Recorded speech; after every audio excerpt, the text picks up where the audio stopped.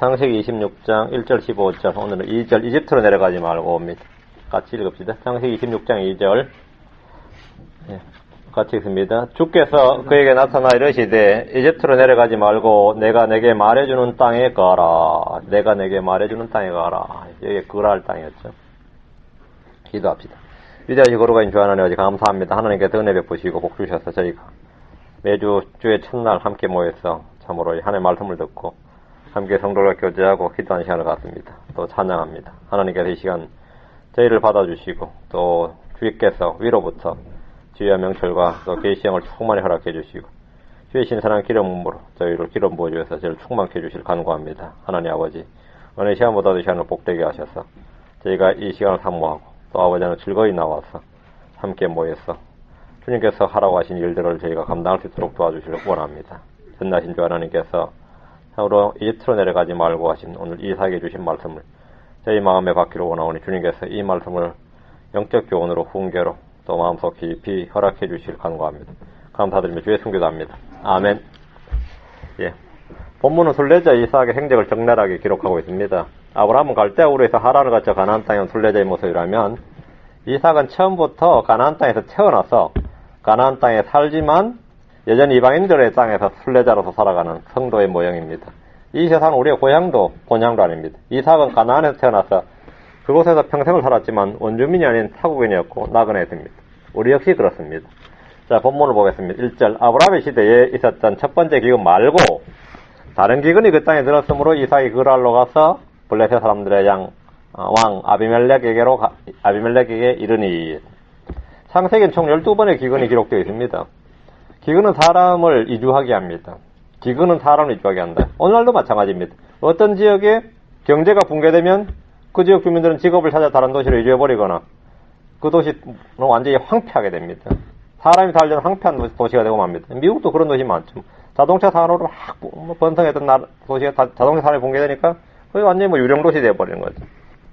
농사만 짓는 게 아닙니다. 경제가 붕괴되면 이주가 됩니다. 기근이 오면 뭐 한다고? 사람을 이주하게 됩니다. 농사를 짓거나 우양을 지던 사람들에게 기근은 이주의 중요한 이유가 됩니다. 기근은 삶의 터전을 붕괴시켜버리기 때문입니다. 기근만큼 삶의 터전을 붕괴시키는 게 없습니다. 아브라함은 기근이 들었을 때 이집트로 이주했습니다. 이삭은 기근이 들자 이제 그랄로 갔습니다. 여기를 통과해서 이제 이집트로 갈 생각이었던 거죠. 아비멜렉은 이미 앞에 언급했듯이 블레셋 사람들의 왕의 칭호입니다. 이집트 왕을 파라오 이렇게 불렀듯이 블레셋의 왕은 이제 아비멜렉 이렇게 불렀습니다. 아브라함 때의 기근과 지금 이삭 때의 기근이 약 70년 정도의 세월의 차이가 있기 때문에 본문에 나오는 아비멜렉은 아버지 아브라함 때의 아비멜렉이 아닐 가능성이 훨씬 더 큽니다. 지금 이삭은 주님의 약속의 말씀에 따라 순례하는 것이 아니라 기근을 피해서 식량을 찾아 방황을 하고 있습니다. 지금 순례가 아니라 이건 방황이죠. 이것은 오늘날 신자들이 자주 겪는 현상입니다. 순례자가 방황을 하는 경우죠. 2절입니다. 주께서 그에게 나타나 이르시되 이집트로 내려가지 말고 내가 내게 말해주는 땅에 가라. 주님께서 이삭에게 나타나서 말씀을 하셨어요. 직접 나타나 말씀하셨어요. 이집트로 내려가지 말고 내가 내게 주는 땅에 가라. 내가 내게 말해주는 땅에 가라. 이렇게. 이삭은 그랄에서 이집트로 내려갈 계획을 가지고 있었음을 주님께서 아시고 막으셨습니다. 이삭의 아버지 아브라함은 기근이 들자 양식을 찾아 이집트로 내려갔습니다. 거기서 아브라함은 아내 사라를 파라오에게 빼앗겼습니다. 이삭은 이집트로 내려가고자 했으나 주님께서 미리 나타나서 이집트로 내려가지 말라 이렇게 명령을 주었습니다. 이집트는 세상의 모형입니다. 야곱은 기근이 닥쳤을 때 양식을 찾으러 자식들을 이집트로 보냈습니다. 그러나 결코 자신이 그리로 가고자 하진 않았습니다. 가려 하질 않았어요. 근데 아들 요셉이 총리가 돼서 그를 초청하자 주님께 기도를 해서 주님이 다시 이곳으로 너를 데려올 테니까 가라 이렇게 한 다음 약속을 받은 후에야 이집트로 내려갔습니다. 이삭은 단지 기근을 피할 목적으로 이집트로 가고자 했지만 주님은 이삭을 막으시고 내가 내게 말해주는 땅에 가라 이렇게 하셨습니다. 주님이 약속하신 이 약속의 땅에 가는 것이 중요합니다. 약속의 땅은 구약 성도들이 거해야 할 터전이고 뿌리 내려야 할 처소입니다. 신약 성도들이 거해야 할 곳은 어디입니까? 예수 그리스도입니다. 구약은 항상 약속의 땅이고 신약은 항상 그리스도 안입니다. 3절입니다. 이 땅에 머무르라. 가나안 땅이죠. 내가 너와 함께하고 내게 복을 주리라. 내가 이 모든 지역을 너와 내 씨에게 주고 내가 내 아버지 아브라함에게 맹세한 그 맹세를 이행하며. 하나님 이삭이 거해야 할 곳을 딱 지정해 주셨습니다. 약속의 땅. 이 땅에 머무르라. 이 땅입니다. 이 땅은 하나님께서 아브라함을 불러내서 인도하신 땅이고 그의 씨에게 영원히 주시기로 한 땅입니다. 이 땅은 이삭이 머물러야 하는 땅입니다. 그 기근이나 기타 어떤 이유로 떠나서는 안 됩니다. 만약 떠났다면 반드시 다시 돌아와야 하는 땅입니다. 룻기 1장 1절과 2절에 보면 기근으로 인해서 모압 땅으로 이민 간 한 가족의 이야기가 나옵니다. 이제 재판관들이 다스리던 시대에 땅에 기근이 드니라. 베들레헴 유다의 어떤 사람이 자기 아내와 두 아들을 데리고 모압 지방에 가서 머물렀는데 이게 이주죠. 이민이죠. 그 사람의 이름은 엘리멜렉이요 그의 아내 이름은 나오미며 그의 두 아들의 이름은 말론과 기론이더라. 온 가족이 이민을 갔어요. 모압 땅으로. 뭐 때문에? 기근 때문에. 기근. 얘들은 베들레헴 유다의 에브라 사람들이더라. 그들이 모압 지방에 들어가 거기서 계속해서 머물렀는데 그들은 돌아와야 됩니다. 떠나서 돌아와야 돼요. 기근의 문제는 오늘날로 말하면 직업과 직장의 문제입니다. 어려움이 닥칠 때 그 어려움을 피하기 위해서 우리는 어떤 행동을 취합니다. 우리는 주님께서 주신 처지와 환경과 자리에 그대로 머물러야 합니다. 고린도서 7장 2절에 각 사람은 자기가 부르심을 받을 때 머물던 그 동일한 부르심 안에 머물라 했습니다. 고린도서 7장 24절에도 형제들아 각 사람은 자기가 부르심을 받은 그대로 그 안에서 하나님과 함께 거하라 했습니다. 우리는 이삭과 같이 약속의 자녀들입니다. 주님 이삭에게 이 땅에 머무르라 이렇게 명령하셨습니다. 주님께서 이삭과 함께 하고 복을 주겠다고 약속하셨습니다. 이 모든 죄를 너와 내 씨에게 주리라고 약속하셨습니다. 아브라함에게 한 맹세를 이행하겠다고 하셨습니다. 그럼 주님께서 우리에게 주신 명령은 뭡니까? 우리에게 거해야 할 곳은 내가 내게 명령한 이 땅에 가라 이거예요. 우리에게 명령한 장소, 우리가 거해야 할 곳은 어디입니까? 주님께서 말씀하셨습니다. 내 안에 가라 이렇게. 그리스도 안에 거하지 않으면 열매를 맺을 수가 없습니다. 너희도 내 안에 거하지 않으면 더 이상 열매를 맺을 수 없느니라. 그리스도 안에 거하지 않으면 주님은 가지들처럼 버려진다고 했습니다. 사람이 내 안에 거하지 않으면 가지처럼 버려져서 시드나니 사람들이 그것들을 모아 불 속에 던져 태우느니라. 그리스도 안에 거하지 않으면 그분 앞에서 부끄러움을 당하게 됩니다. 요한일서 2장 28절에 어린 자녀들아 이제 그분 안에 거하라. 이것은 그분께서 나타나실 때 우리가 확신을 가지게 하려 하며 또 그분께서 오실 때에 재림 때에 말이에요. 우리가 그분 앞에서 부끄러움을 당하지 아니하게 하려 함이니라. 우리가 거해야 할 것은 그리스도 아닙니까? 주님께서 내 사랑 안에 거하라 이렇게 말합니다. 그리스도의 교리들 안에 거하라 이렇게 거해야 할 것을 딱 지정해 주었습니다. 거하라. 배워서 확신하게 된 것들 안에 거하라 이렇게 주님께서 말씀하셨습니다. 거하라. 4절입니다. 또 내 씨를 하늘의 별들같이 번성하게 하고 이 모든 지역을 내 씨에게 주리니 내 씨 안에서 땅의 모든 민족들이 복을 받으리라 이렇게 말씀하셨습니다. 주님은 이삭이 이 땅에 머물도록 명하시면서 아브라함의 언약을 이게 다시 주시고 확증해 주셨습니다. 주님 이삭과 함께 하시고 복을 주시고 이 모든 지역 모든 땅을 주시고 아브라함에게 맹세한 맹세를 이행하시고 내 씨를 하늘의 별들같이 번성하게 하시겠다고 하셨습니다. 이는 창세기 15장 5절과 22장 17절에서 아브라함에게 약속하신 그 약속입니다. 그분께서 그를 데리고 밖으로 나가 이르시되 아브라함을 밖으로 데려나서 이제 하늘을 쳐다보고 별들을 셀 수 있거든 세워보라 하시며 또 그에게 이르시되 내 씨가 그와 같으리라 하시니라. 이 말씀대로죠.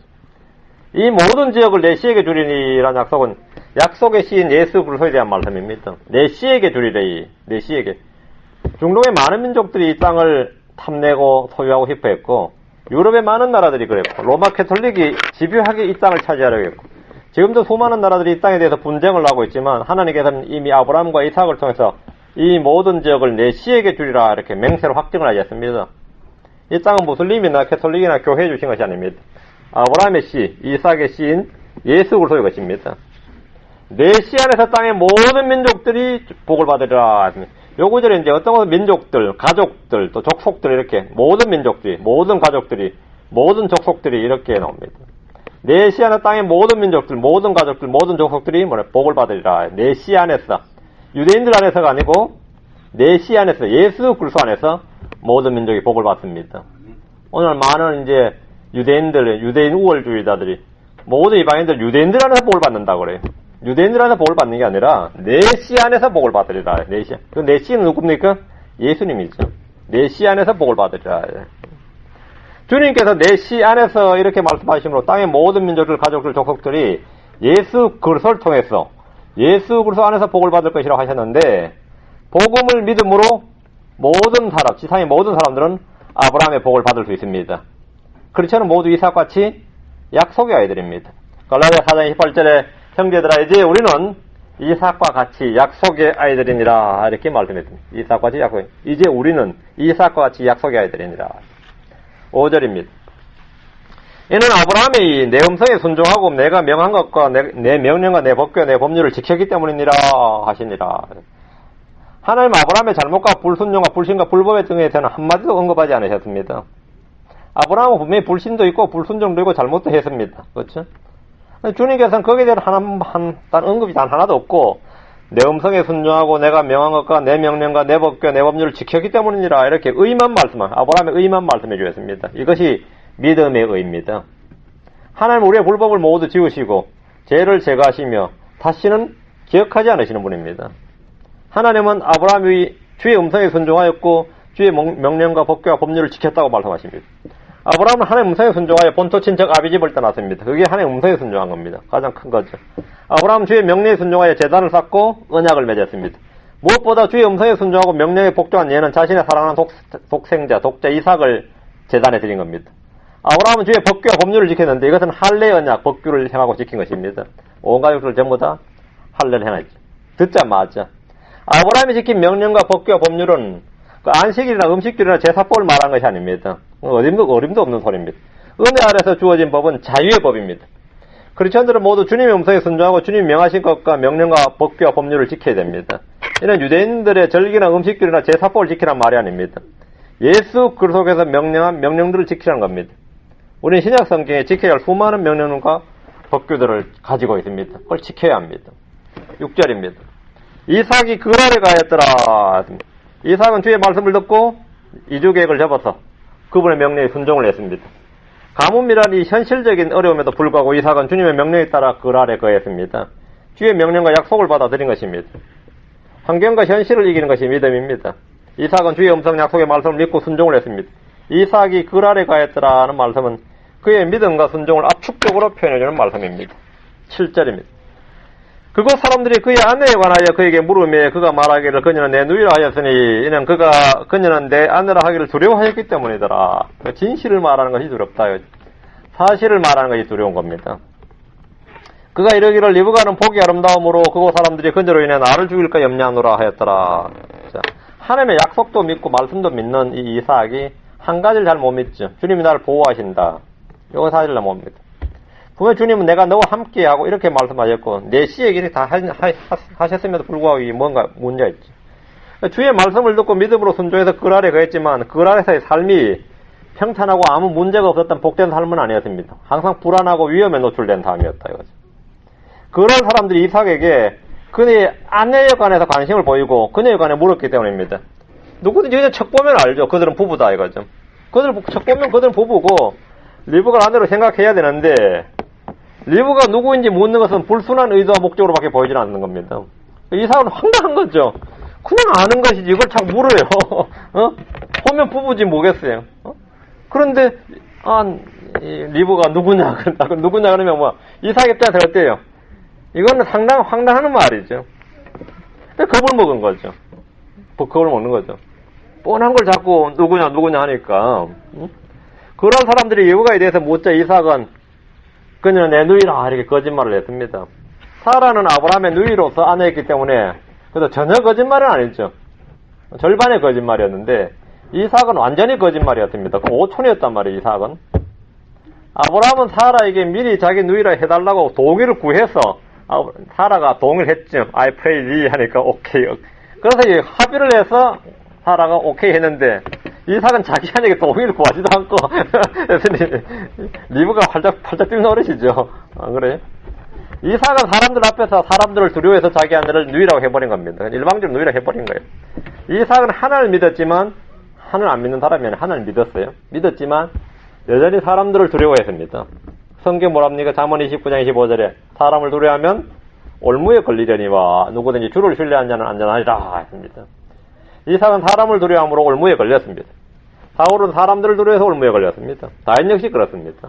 사람을 두려워함으로 침을 흘리면서 미친 척 연기를 해야 했습니다. 베드로는 사람을 두려워함으로 주님을 부인했습니다. 아브라함과 이삭은 아내를 누이라고 거짓말을 했습니다. 사람을 두려워했습니다. 이사야 51장 7절에 의를 아는 자들아 마음에 내 법이 있는 백성들아 너희는 내 말에 귀를 기울이라 또 너희는 사람들의 비방을 두려워하지 말며 그들의 욕설을 무서워하지 말라. 주님께서 하시면 내 마음에 내 법이 있는 백성들아 너희는 내 말에 귀를 기울이라. 너희는 사람들의 비방을 두려워하지 말고 그들의 욕설을 무서워하지 말라 그래. 이사야 51장 12절에 나 곧 내가 너희를 위로하는 자이거늘 너희는 누구이기에 죽을 사람을 무서워하며 풀같이 될 사람의 아들을 무서워하느냐. 사람 무서워하지 말라. 우린 마땅히 이렇게 고백해야 됩니다.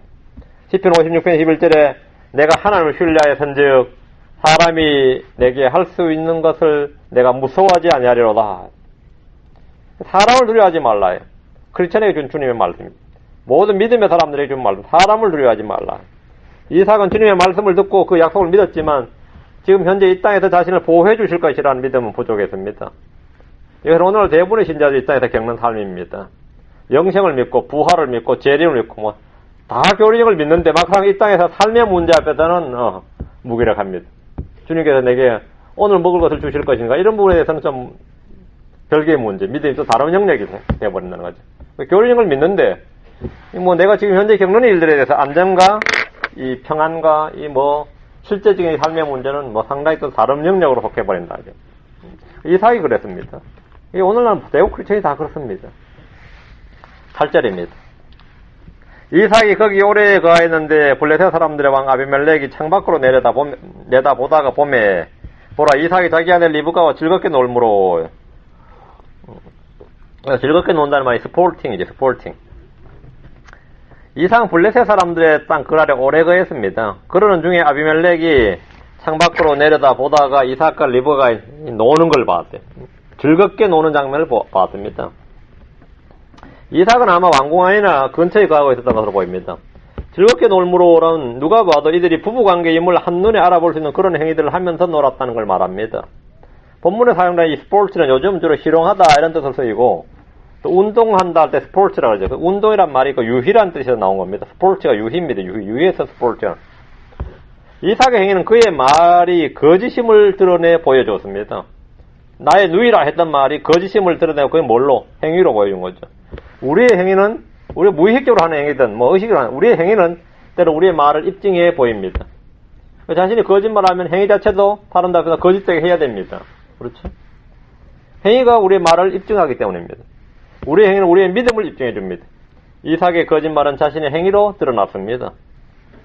9절입니다. 아비멜렉이 이삭을 불러 이르되 보라 그녀는 정녕 내 아내이거늘 어찌해 내가 이러기를 그녀는 내 누이라 하였느냐 하니 이삭이 그에게 이르되 내가 이러기를 그녀로 인해 내가 죽을까 염려하노라 하였기 때문이라. 이게 이유입니다. 거짓말하는 이유죠. 아비멜렉은 이삭을 불렀습니다. 이것은 마치 경찰이나 검찰이 범죄자를 불러 신문한 것과 같은 겁니다. 이방인에게 불려가 죄를 신문받고 책망받는 신자들의 모습을 상상해 보십시오. 믿음의 조상들에 불리는 이삭이 아비멜렉에게 그의 거짓말에 대해 책망을 받았습니다. 전에 아버지도 한번 그런 적이 있었죠.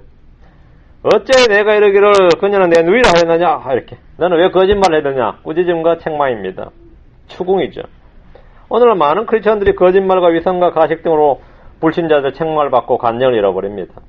세상의 빛의 소금이라 자체는 성도들의 불의와 불법과 위선은 세상 사람들이 가장 미워하고 역겨워하고 가증스럽게 여기는 것들입니다. 이삭은 아비멜렉의 추궁에 그녀로 인해 내가 죽을까 염려하노라 이렇게 이제 변명을 했습니다. 모든 죄에는 회개에 앞서서 나름 변명이 있습니다. 죄에 대한 종교적 변명이나 이유가 없는 사람이 아무도 없습니다. 이삭은 잘못을 인정하고 부끄러워하기보다 먼저 변명을 늘어놨습니다. 이것이 우리의 육신입니다. 이것이 우리의 육신이에요. 이삭은 자기 아내를 위해서 목을 내어놓는 대신에 자기 목을 건지기 위해서 아내를 내어놓았던 겁니다. 이제 신약적 가르침과도 이제 정반대가 되는 거죠.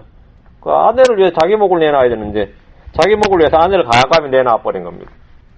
리브는 훗날 남편 이삭을 감쪽같이 속여서 에서가 아니라 야곱에게 복을 상속하도록 했는데 이는 전에 남편이 아내인 자신을 누이라고 팔아넘긴 그 이삭의 배신에 대한 응징이라고 하죠. 복수에 대한 완결판 것 같은 겁니다. 니도 옛날에 나한테 그랬는데 이런 것이 일종의 그런 거죠. 여기서 한판 리브가 또 제대로 이 인간 이런 놈이구나 하는 건데 결정적인 순간에 봐버린 거예요. 평소에는 사랑한다 뭐하다 다 됐는데 아주 위기의 순간에 나를 팔아넘기는구나. 의논도 안 하고 양해도 구하지 않고 그냥 한마디로 나와버렸다 이거죠. 이런 인간이었구나. 나중에 그냥 아들하고 공모해서 그냥 아버지 속일 때 사실 여러분 나중에 이제 연대기 저걸 좀 보자면 이삭이 뭐 거의 죽을 때 가가지고 이 장작의 이 복을 내리는 것 보이지만 그러고 나서도 그분은 거의 40년 가까이 더 살았어요. 이삭이 그 야곱 하고 나서도 그 야곱이 돌아와서 요셉을 잃어버릴 때도 이삭이 살아 있었다고요. 상상 그때는 뭐 곧 죽을 것처럼 형님 오면 뭐 고기를 잡아오라 해가지고는 복을 주지만 그리고 나서도 정확히는 36년대 살았을 거예요. 오래도 살았죠. 야곱이 20년만 돌아오니까요. 근데 그러면 그 40년 동안 이삭은 어떻게 하세요? 이게 지금 나를 속이고, 지금 애미하고 아들이 나를 속이고 지금, 그래도 곱 죽어버렸으면은 뭐 상관없겠지만, 그만큼 한 세대를 더 살았단 말이에요. 근데 이것들이 나를 속이고 지금 그 짓을 했구나, 이런 생각 안 들겠어요? 한번 복을 준 건 취소할 수 없지만, 이게 다 뿌린 대로 거두는 겁니다. 10절입니다. 아비멜렉이 이르되 내가 우리에게 행한 이 일이 도대체 무엇이냐? 백성 중에 하나가 내 아내와 쉽게 누울 수 있었으니 내가 우리에게 죄를 가져올 뻔하였도다 하고 아비멜렉은 이삭의 변명을 들은 채도 하지 않고 더욱 날카롭게 그를 몰아세웠습니다. 내가 우리에게 행한 이 일이 도대체 무엇이냐? 이삭은 아비멜렉의 도덕성에 관한 약점이 잡혀버렸습니다. 내가 우리에게 죄를 가져올 뻔하였도다. 이방인 왕이 믿음의 사람 이삭에게 죄에 관해서 책망하고 있습니다. 이삭은 하나님의 대언자로서 주 하나님의 말씀을 증언하고 죄를 책망하고 회개를 촉구하며 의와 절제와 심판에 대해서 말해야 될 사람인데 도리어 그에게 죄에 대해서 책망을 받고 있습니다. 우리가 외인들로부터 비난받을 일이 없고 믿음의 좋은 평판을 받도록 늘 자신을 살펴봐야 됩니다. 그렇지 않으면 이렇게 이교도들에게 이방인들에게 너 그렇게 살지 마 이런 소리 듣습니다. 너 그렇게 살지 마. 11절입니다. 아비멜렉이 자기 온 백성에게 명하여 이르되 이 사람이나 그의 아내를 건드린 자는 반드시 죽임을 당하리라 하였더라. 아비멜렉은 이삭을 즉시 추방하는 대신에 온 백성에게 명하여 이 사람이나 그의 아내를 건드린 자는 반드시 죽임을 당하리라 이렇게 명령을 했는데 보호를 해줬죠. 이삭이 자기 아내를 보호하는 대신에 자기 생명을 지키기 위해서 거짓말을 했지만 아비멜렉은 이삭을 죽이거나 아내를 빼앗는 살인자나 도둑놈이 아니라 오히려 반대로 진실을 알고 나서 이삭과 그의 아내를 보호해 줬습니다. 이게 자신 스스로 내린 예단, 자기 생각과 실제 일의 현실의 간극이에요. 자기는 아비멜렉을 도둑이고 살인자로 생각을 했는데 이삭은 아비멜렉은 반대 실제는 어때 알고 나서는 보호자였다 이거예요. 우리 이런 일이 사실 허다합니다. 내가 생각할 땐 저놈이 도둑놈을 생각했는데 사실 알고 보니까 그놈이 나의 은인이 있고 내가 은인을 생각했는데 그놈이 알고 보니까 배반자였단 말이죠. 이건 현실은 우리가 자주 겪는 일이에요. 우리는 함부로 판단할 수가 없는 겁니다. 그래서 어떻게 됩니까? 주를 신뢰해야 됩니다. 주를 신뢰해야 돼요. 이삭은 자기가 나름대로 판단하기에는 어떻게 돼요? 이거는 진실이 알려지면 자신은 죽는다, 아내를 뺏긴다, 이런 생각했겠지만, 사실 정반대였다. 이거는 자기는 너무 부끄러운 일이죠. 이 현실 닥치면 이건 너무 허무한 일이에요. 아니, 이럴 수가 있냐, 이거예요. 이걸 알고 나서 어떻게 하면, 내가 거짓말 했기 때문에, 이렇게 합리화도 되는데, 이건 합리화가 안 되는 거지. 11절을 당해버리면, 이런 일을 당해버리면, 자신이 한 행위에 대해서 합리화가 안 되는 거죠. 생명을 건지는 일은 거짓이 아니라 진실입니다. 진실로도 생명을 건질 수 없다면 거짓으로도 생명을 건질 수 없습니다. 그러니까 진실로 생명을 건질 수 없는 일은 거짓으로 생명을 건질 수 없어요. 생명과 죽음, 복과 저주는 주님의 손에 있습니다. 이삭은 이 한 가지 교훈을 배워서 평생 동안 철저히 마음에 새겨야 됩니다. 이 교훈을 철저하게 새겨둬야 됩니다. 이것은 내가 평생토록 생명과 죽음, 이것이 복과 하가 나의 생각과 판단에 따른 것이 아니라 주님의 손에 있는 것이다. 주님의 손에. 우리도 일생에서 평생토록 이걸 기억해야 됩니다. 12절 13절. 그때 이삭이 그 땅에서 씨를 뿌려 그 해에 100배를 받았고 주께서 복을 주심으로 이 사람이 크게 되어 앞으로 나아가 마침내 심히 큰 자가 되었으니 목자 이삭은 목축 위에 땅에 씨를 뿌렸는데 이제 농사꾼이 된 거죠. 그 해에 100배를 받았습니다. 씨 뿌린 자들이 모두 원하는 수확의 결과입니다. 100배를 받는 건 씨 뿌린 자들이 원하는 수확의 결과죠. 주님은 땅에 떨어진 씨앗이 30배, 60배, 100배, 좋은 땅에 뿌려진 씨앗이 30배, 60배, 100배를 내었다고 하셨습니다. 주님은 제자들 향해서 마태복음 19장 29절에 내 이름으로 인해 집이나 형제나 자매나 아버지나 어머니나 아내나 자녀나 토지를 버린 모든 자는 100배를 받고 또 영존한 생명을 상속받으리라. 100배를 받는다. 이삭은 그 땅에 씨를 뿌려 100배를 받았는데 이것은 이삭 자신은 물론이고 그 지역 사람들이 놀라지 않을 수 없는 엄청난 수확이었습니다. 주께서 이삭에게 복을 주심으로 크게 되어 마침내 심히 큰 자가 되었습니다. 아브라함과 마찬가지로 이삭은 부와 권세와 명성을 얻었습니다. 구약 성도들에게 주어진 이 복은 무병장수, 부, 권세, 명예, 원수들 이기는 것 등입니다. 핵심은 번성과 다산이죠. 번성과 다산입니다. 주님 노아에게 복을 주시며 다산하고 번성하게 하셨습니다. 주님 아브라함에게 복을 주시며 다산과 번성을 약속하셨고 엄청난 재물을 주셨습니다. 하나님 이삭에게 복을 주셔서 백배를 거두게 하셨습니다. 다산과 번성이죠. 주님은 야곱에게 복을 주셔서 번성하게 하셨습니다. 주님 요셉에게 복을 주셔서 엄청난 권세와 지위를 얻게 하셨습니다. 이런 구약의 예, 일관적인 예지. 이런 구약의 예로 오늘날 크리스천들 역시 예수를 믿고 나서 부자가 되고 싶어 합니다. 명성을 얻고 이렇게 되고 싶어 하죠.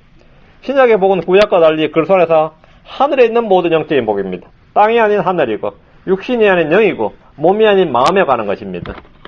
이 두 가지를 잘 구분해야 됩니다. 그렇지 않으면 그냥 기복주의가 되는 겁니다. 한국 기독교는 사실 구약적 기독교죠. 구약적 기독교예요. 그래서 계속해서 이제 무병장수, 부, 권세, 명예, 원수를 이기는 거, 다산, 번성, 형통, 성공 뭐 이런 것들인데 성경에 없는 말은 아니에요. 구약 성경에 있는 말이죠. 성경에 없는 말이 아니라 구약 성경에 있는 약속들입니다. 14절입니다. 그가 양떼와 소떼를 소유하고 종들이 심히 많았더라. 양떼, 소떼, 종들 번성이죠. 번성과 다산입니다. 블레셋 사람들이 그를 시기하였으며 이삭은 목자로도 성공했고 농사로도 성공을 했습니다.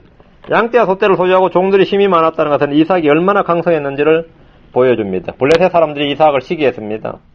사람들은 누구나 부유해지기를 원하면서 동시에 부자들을 질시합니다. 부자가 되고 싶어하지 않는 사람은 없는데 부자가 되기 전까지 부자들을 얼마나 시기하고 욕하고 이 막 타도의 대상으로 삼는지 몰라요. 부자들 향해 적대감을 드러내고 미워합니다. 특히 한국 사람들이 그렇습니다. 부자고 되고 싶어서 뭐 수단방울 안 가리면서 부자 되기 전까지 부자에 대해서 얼마나 물어뜯고 헐뜯고 욕한지 몰라요. 근데 이제 원인을 찾기는 하죠. 깨끗하게 부를 이루지 않아서 그렇다 이런 식으로 이제 하지만 자기도 어떻게 해서든 부자가 되고 싶어해요. 이게 이중성입니다. 부에 대한 엄청난 동경이 있으면서 동시에 부자에 대해서 엄청난 적대감이 있습니다. 이것은 주님의 복을 받아 이삭은 이렇게 부정, 뇌물, 폭력, 강탈 이런 걸로 부자가 된 게 아닙니다. 이삭은 주님의 복을 받아서 부자가 된, 소위 말하면 깨끗한 부자예요. 의가 없는 소득이 아니라 의가 있는 소득이죠. 주님의 복을 받아 부자가 되었음에도 불구하고 블레셋 사람들에게는 존경이 아니라 시기의 대상이 되었습니다. 크리스천들은 이 세상에서 뭘 해도 시기와 박해의 대상입니다. 악을 행하고 죄를 지으면 크리스천이면서 그런 짓을 했다고 갑절이 이상 욕을 먹고, 크리스천이 세상과 타협하지 않고 불의와 불법을 책망하면 또 의로 인해서 박해를 받습니다. 뭘 해도 박해를 받아요. 크리스천이 부자가 되면 사람들이 뭐랍니까? 예수님과 사도들은 저러지 않았는데, 가난했는데 부자가 되었다고 욕을 하고, 크리스천이 가난하면 예수를 믿는데 왜 저렇게 저 땅에 사느냐 이러면서 욕을 먹고, 이래도 욕 저래도 욕이에요. 어떻게 해도 욕을 먹고, 예수 믿으면서 왜 그렇게 못 사냐 이러면서 또 욕을 합니다. 조롱을 받습니다. 이것은 우리가 안고 져야 할 짐입니다. 변명할 게 아니라 우리가 안고 가야 될 짐이에요. 그냥 감당을 해야 된다 이 말입니다. 15절입니다. 그의 아버지 아브라함의 시대에 그의 아버지의 종들이 판 모든 우물을 그들이 막고 흙으로 메웠더라. 요게 요즘 말하는 이제 종교 테러죠. 요게 테러예요. 블레셋 사람들은 이삭이 그 땅에서 살지 못하도록 필사적인 노력을 했습니다. 중동 지역에서 누군가의 우물을 흙으로 메우는 것은 전쟁 선포나 같은 것입니다. 아브라함의 종들이 판 모든 우물을 막아버렸습니다. 양과 소들을 먹일 물, 종들이 마셔야 할 물을 막아버린 것은 죽으라는 말이나 다름없습니다. 이삭은 죽게 복을 받았지만 또한 세상의 박해를 받았습니다. 오늘날 성도들이 겪는 현상입니다. 고난과 시련이 없는 삶은 없습니다. 우리는 선으로 악을 이겨야 됩니다. 베드로전 3장 9절에 악을 악으로 욕설로 갚지 말고 오히려 그와 반대로 축복하라. 이런 일을 위해 너희가 부르심을 받은 줄 아나니 이것은 너희가 복을 상속받게 하려 함이니라 했습니다. 이삭은 자신을 대적하는 블레셋 사람들 향해서 전쟁을 선포하거나 충돌하지 않았습니다. 그는 자신을 대적하는 자를 향해서 온유함과 오래 참음과 인내를 보여줬습니다. 우리는 모두 이삭과 같이 약속의 아이들입니다. 이 점을 기억해야 됩니다. 우리는 이삭과 같이 약속의 아이들이다. 자, 오늘 여기까지 합시다. 기도합시다. 위대하시고 거룩한 주 하나님 감사합니다. 주님께서 은혜와 복을 주셔서 참으로 우리가 주의 명을 받고 어디에 거해야 하는지 알고 있습니다. 우리는 늘 주의 말씀에 거하고 꾸준히 우리 그리스도 예수 안에 거하며 주의 사랑 안에 거하고 또 주께서 말씀하는 배운 바 확신한 것들 안에 거하라고 하셨으니 우리가 늘 그리하도록 하시고 또 우리가 믿음의 선한 간증들을 드러내 볼수록 은혜를 베풀어 주시길 간구합니다. 하나님 아버지, 믿음의 삶을 사는 동안, 순례의 삶을 사는 동안 이 세상에서 받는 모욕과 조롱과 박해와 수치와 갖가지 당하는 일들을 저희가 잘 감당할 수 있도록 도와주시고 선하게 또 믿음으로 또 선으로 악을 이길 수 있는 그런 성도들 다 되도록 도우시길 간구합니다. 감사드리며 주의 이름으로 기도합니다. 아멘.